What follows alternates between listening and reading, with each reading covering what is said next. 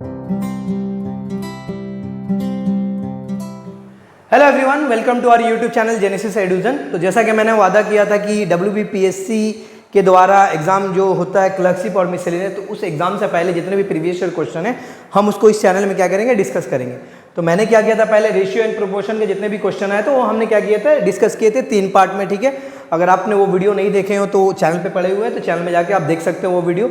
आज हम क्या कर लेके आए, आज प्रॉफिट एंड लॉस हम करेंगे। ठीक है, WBPSC यानी West Bengal public service commission जितने भी एग्जाम कंडक्ट करवाती हो, चाहे वो पुलिस हो, क्लर्कशिप हो, WBCS हो, मिसलेनियस हो, तो उस एग्जाम में जितने भी प्रॉफिट एंड लॉस के क्वेश्चन आए हुए, जो प्रीवियस ईयर क्वेश्चन है वो हम डिस्कस करेंगे।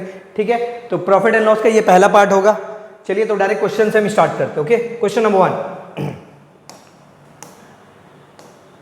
the profit after selling a shirt for rupees 863 is same as the loss incurred after selling the same shirt for rupees 631।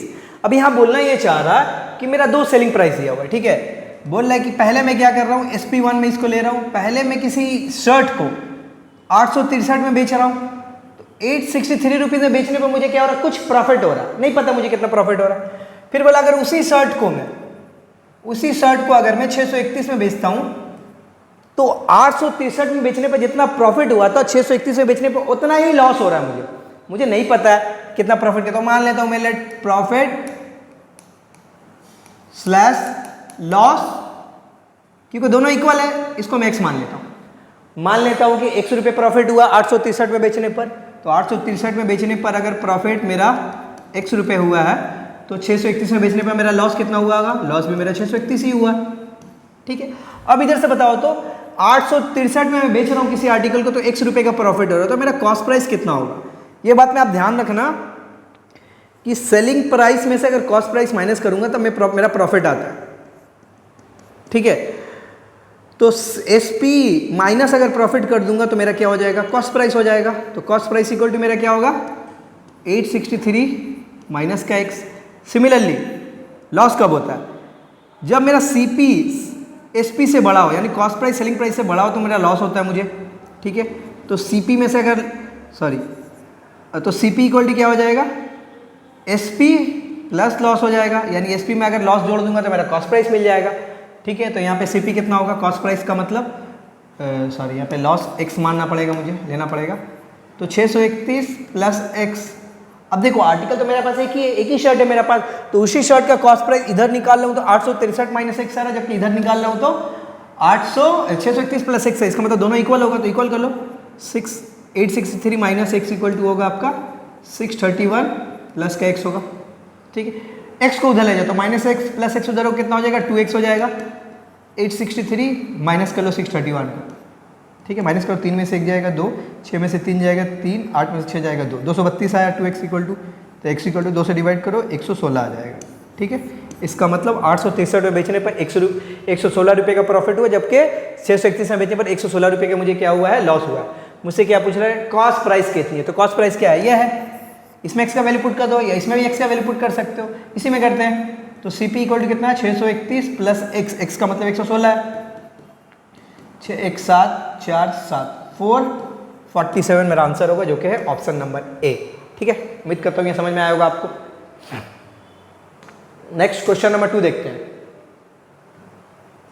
10% discount and then 20% discount in succession is equivalent to a total discount. हो, अब इसका मतलब क्या होता है देख लीजिए। मान लीजिए कि आप एक मॉल में या एक दुकान में गए, कपड़े के दुकान में। ठीक है, आपको लिखा हुआ तो वहाँ पे डिस्काउंट लिखा हुआ तो होता है ना, दुकान में लिखा हुआ कि 10% का डिस्काउंट है, 20% का डिस्काउंट है, 30% का डिस्काउंट है। तो दुकान में आपका लिखा हुआ कि 2 डिस्काउंट मिल रहा, एक डिस्काउंट है 10% का, दूसरा डिस्काउंट है 20% का। आप समझोगे एक 10 है दूसरा 20 है, तो 10 प्लस 20 कितना हो जाएगा, टोटल 30% का डिस्काउंट है। लेकिन ऐसा नहीं है। ठीक है, ये डिस्काउंट है आपका इन सक्सेशन में, मतलब पहले 10% का डिस्काउंट मिलेगा, फिर बाद में क्या मिलेगा आपको, उसके बाद 10% डिस्काउंट देने के बाद जो आपका सेलिंग प्राइस आएगा, फिर उस पर 20% का डिस्काउंट मिलेगा। ठीक है, तो एक्चुअल में देखो सक्सेसिव डिस्काउंट का फॉर्मूला होता है एक, आप लिख लो, सक्सेसिव डिस्काउंट मतलब 2 या 3 अगर सक्सेसिव डिस्काउंट हो तो आपका एक फार्मूला होता है, आप इसको याद रखो। सक्सेसिव डिस्काउंट का फार्मूला होता है x प्लस वाई माइनस का XY बाई 100, इतना %। ठीक है, x जो है पहला डिस्काउंट होगा, y जो है दूसरा डिस्काउंट होगा। तो इसके अकॉर्डिंग आंसर मैं निकालता हूँ। तो पहला डिस्काउंट है 10, दूसरा डिस्काउंट है 20, तो क्या फार्मूला होगा, 10 plus 20 x plus Y plus minus -10 into 20/100, 10 + 20 करूँगा 30 हो जाएगा, 1 0 1 0 1 0 कट जाए, 2 1 कम 2 माइनस का 2, यानी टोटल डिस्काउंट को कितना मिला 28% का डिस्काउंट मिला, जो कि ऑप्शन नंबर बी है। ठीक है, next question number 3, if the selling price of an article is ₹616 there is a profit of 12%। अब देखिए क्या बोल रहा है यहाँ पर, अगर बोल रहा किसी आर्टिकल को मैं 616 रुपये में बेच रहा हूं तो मुझे क्या हो रहा है 12% का प्रॉफिट हो रहा है। एक चीज आप ध्यान में रखिएगा, एक चीज हमेशा ध्यान में रखिएगा, cost price is always 100%। Cost price को मैं हमेशा क्या करता हूं 100% कंसिडर करूंगा। कॉस्ट प्राइस हमेशा मेरा क्या होता है 100% ही होता है। तो कॉस्ट प्राइस अगर मेरा 100% है और मान लीजिए किसी आर्टिकल को बेचने पर अगर आपको 20% का प्रॉफिट हो रहा तो उसको सेल कितना में करोगे, तो उसको सेल करोगे आप 100 + 20 यानी 120% में। ठीक है, प्रॉफिट आने पे क्या करूंगा 100 में उसको ऐड कर दूंगा। सिमिलरली अगर आपका कॉस्ट प्राइस आपका 100 ही है, 100% होता है हमेशा, अगर आपको 30% का लॉस हो रहा, मान के चलिए 30% का लॉस हो रहा, तो आपका सेलिंग प्राइस कितना होगा, कम होना चाहिए। तो 100 में से 30 को माइनस कर दो, यानी 70% पे आप बेचोगे। ठीक है, ये चीज़ें याद रखना आप। ओके, तो इस क्वेश्चन में आते क्या बोल रहा है, किसी आर्टिकल को 616 में बेचने पर 12% का प्रॉफिट हो रहा। अब देखिए अगर 12% का प्रॉफिट हो रहा तो बेच कितना मेरा हूं, तो ज़्यादा मैं बेचूंगा ना, प्रॉफिट का मतलब ज़्यादा मैं बेचता हूं, तो ज़्यादा में क्रॉस प्राइस से मेरा 100% होगा। तो 12% अगर प्रॉफिट हो तो मेरा सेलिंग प्राइस कितना हो जाएगा 112%। जबकि यहाँ पे सेलिंग प्राइस कितना बोला 616, तो आप यहाँ से लिख लो, यूनिटरी मेथड कर लो, 112% का मतलब ही 116 है। ठीक है, how much loss will be there if the article is sold, इतना। ठीक है, तो 112% का मतलब 116 रुपया है, तो 1% का मतलब कितना होगा 116/112। तो हमको निकालना है कॉस्ट प्राइस। कॉस्ट प्राइस होता है कितना 100%, यानी लिख लो आप यहाँ पे लिख लो कॉस्ट प्राइस इक्वल टू 100%, कितना वैल्यू कितना होगा 116/112 इंटू 100%। ठीक है, 100 से मल्टीप्लाई कर दिया। अब इसको 4 से काटता हूँ, 4 दूनी 8, 4 × 32, 4 से काटूंगा तो 4 दूनी 8, 3 4 9 36, 29/28 आ गई। तो पूरा डिवाइड ही नहीं होगा। If the selling price of an article ही 616, अगर आर्टिकल का selling price 616 there is a profit of 12% का प्रॉफिट हो रहा है। ठीक है, 12% का प्रॉफिट मतलब 112 का वैल्यू कितना है, अरे यार इधर ही तो मैंने गलती किया है, बड़ा 116 नहीं है 616। ठीक है, 616 है, तो यहाँ पे कितना होगा 616/112, 616/112 इंटू 100। अब यहाँ 4 से काटूंगा, 4 दूनी 8, 4 × 32, 4 से काटूंगा तो 4 × 1 4, 4 × 5 20, 4 × 4 16। ठीक है, 28 से काटूंगा तो कितना होगा, 4 से काटता हूँ, फिर 4 7 28, 4 से काटूंगा 25, 7 से काटूंगा 7 दूनी 14, 7 दूनी 14। अब यहाँ पे देखो 22 इंटू 25 आ गया, तो 25 दूनी 50, 25 दूनी 50, यानी 550 रुपया आया मेरा कॉस्ट प्राइस। ठीक है, अब यहाँ ध्यान देना, अब ये मेरा कॉस्ट प्राइस कितना आया 550 रुपया। क्वेश्चन में बोल क्या रहा, अगर how much loss will there be if the article is sold at ₹462। अब अगर आर्टिकल को आप 462 रुपये में बेच रहे हो तो कितना लॉस होगा, तो लॉस कितना होगा देख लो, खरीदा हूँ 550 में, बेच रहा हूँ 462 में, तो 550 माइनस 462 करोगे कितना आएगा 83 आ जाएगा आपका, 83 रुपये आपका क्या होगा, सॉरी 88 होगा, 88 रुपीज़ आपका क्या होगा लॉस होगा। ठीक है, 88 रुपीज़ का आपका लॉस होगा, क्योंकि मुझे कॉस्ट प्राइस पता चल गया 550 और बेच रहा 462 में। ठीक है, तो 88 का loss. Okay, next question number 4, if the selling price of 4 article is equal to the cost price of 5 article. कर देते हैं, selling price of 4 article is equal to cost price of 5 article. Okay, अब आता हूं SP/CP निकालता हूं तो कितना हो जाएगा 5/4। तो यहां से आपको क्या पता चल रहा है कि कॉस्ट सेलिंग प्राइस कितना है किसी आर्टिकल का 5 रुपया और कॉस्ट प्राइस कितना है 4 रुपये। ऐसे समझो आप, रेशियो है। इसका मतलब मैं किसी चीज को खरीद रहा हूँ 4 रुपये में, बेच रहा हूँ 5 रुपये में, तो बताओ तो प्रॉफिट हुआ कि लॉस। अब बोलो खरीद रहे हो 4 रुपये में, बेच रहे हो 5 रुपये में, तो प्रॉफिट ही हुआ है। कितना का प्रॉफिट हुआ 1 रुपये का प्रॉफिट हुआ। ठीक है, 1 रुपये का प्रॉफिट हुआ। तो मुझसे क्या पूछ रहा, what will be the profit percentage. ठीक है, प्रॉफिट परसेंटेज का देख लीजिए फार्मूला क्या होता है। प्रॉफिट परसेंटेज का फार्मूला होता है प्रॉफिट बटा CP into 100%। Similarly loss percentage का फार्मूला होता है लॉस बटा CP इंटू 100%। इसको याद रख लीजिएगा। तो मेरा कॉस्ट प्राइस है 4 रुपया, सेलिंग प्राइस है 5 रुपया, तो मुझे 1 रुपया प्रॉफिट हो रहा। तो प्रॉफिट परसेंटेज यानी पी परसेंट का वैल्यू पूछे, पी परसेंट का फॉर्मूला क्या था, प्रॉफिट कितना हो रहा है, 1 रुपया हो रहा है, डिवाइडेड बाई कॉस्ट प्राइस कितना 4 है इंटू 100%। 4 से काटोगे 100 को काटोगे 400 तो कितना आएगा, 25% आएगा मेरा, ठीक है, आंसर होगा। तो 25% मुझे प्रॉफिट हो रहा है, जो कि ऑप्शन नंबर है बी, ठीक है। चलिए क्वेश्चन नंबर 5 पढ़िए आप। A man makes a profit equal to the selling price of 4 article by selling 28 article। अब क्या बोलना है यहाँ पर, एक आदमी है कुछ प्रॉफिट कमाता है, कितना रुपया प्रॉफिट कमाता है, equal to the selling price of 4 article, मतलब 4 आर्टिकल का जितना सेलिंग प्राइस है उतना ही रुपया वो क्या करता है, प्रॉफिट कमाता है। अब मुझे अगर मुझे पता होता है एक आर्टिकल का सेलिंग प्राइस कितना है, लेट अस अज्यूम एक आर्टिकल का सेलिंग प्राइस अगर 10 रुपया रहता तो 4 आर्टिकल का सेलिंग प्राइस कितना होता, 40 हो जाता, तो मुझे पता हो जाता कि प्रॉफिट कितना हुआ, 40 रुपया। लेकिन प्रॉब्लम ये है कि मुझे यहाँ पे प्रॉफिट सेलिंग प्राइस पता ही नहीं, ठीक है। By selling 28 article what is the gain percentage. देखिए इस क्वेश्चन को कैसे बनाएंगे हम, लिख लो, let selling price of 1 article, मैं मान लेता हूं कि एक आर्टिकल का सेलिंग प्राइस 1 रुपया है।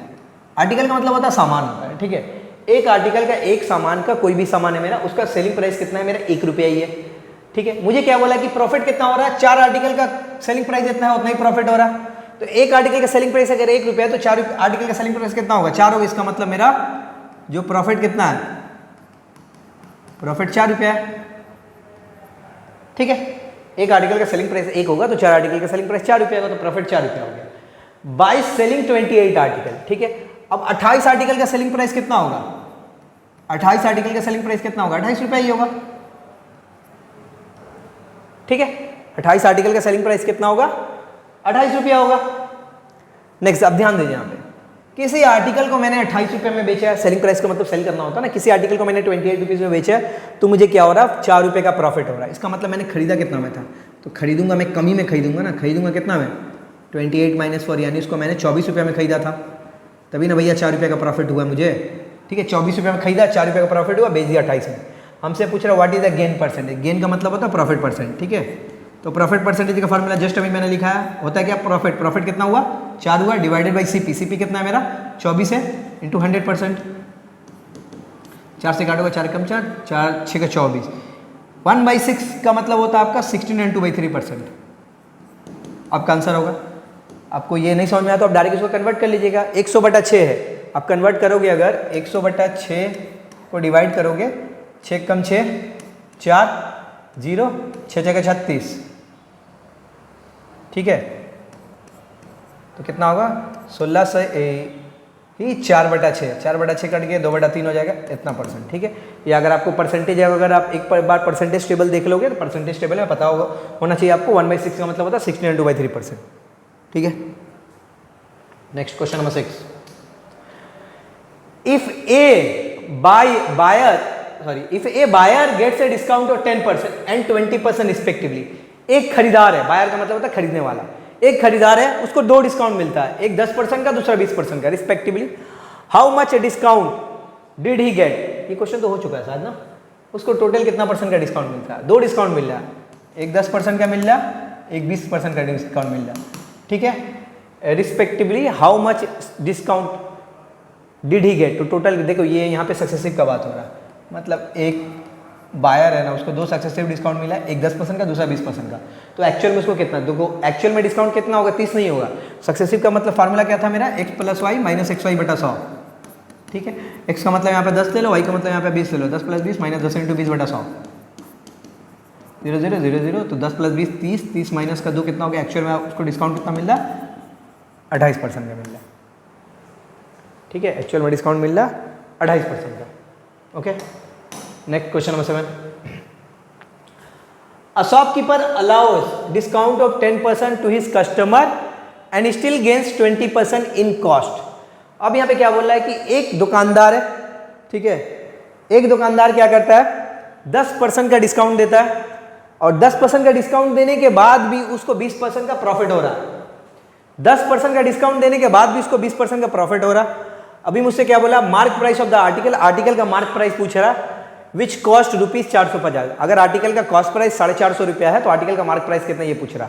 यहाँ पे क्या बोला कि डिस्काउंट कितना दिया है 10% का डिस्काउंट है। एक फार्मूला होता है, आप इसको याद रखिएगा, कॉस्ट प्राइस और मार्क प्राइस का रेशियो का फार्मूला होता है, वो होता है कि 100 माइनस डी परसेंटेज, डी का मतलब होगा discount, divided by 100 plus P percentage, P का मतलब होता है आपका प्रॉफिट। ठीक है, डी का मतलब होगा डिस्काउंट, पी का मतलब प्रॉफिट।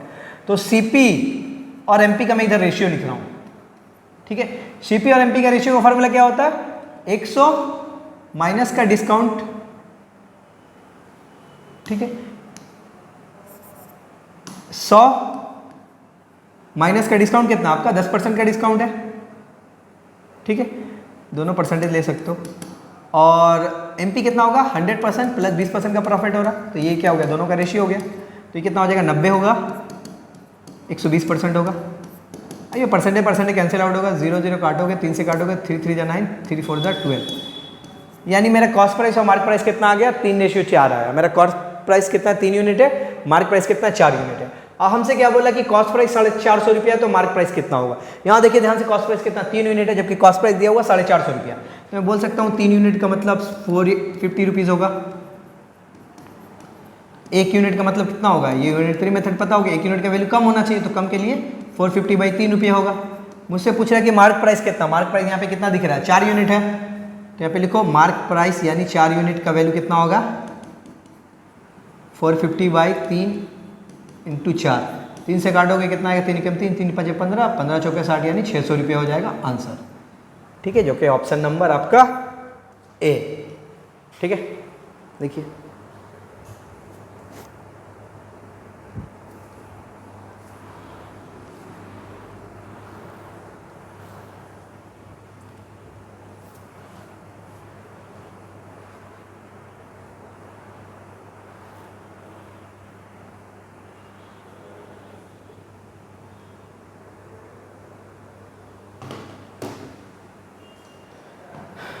नेक्स्ट क्वेश्चन 8 पे आते हैं। A dozen pair of socks quoted at ₹80। एक दर्जन पेयर है, एक दर्जन का मतलब कितना होता है 12 होता है। ठीक है, a dozen pair of socks quoted at ₹80। एक दर्जन पेयर का प्राइस कितना था 80 रुपीज लिखा हुआ था, मतलब मार्क प्राइस है।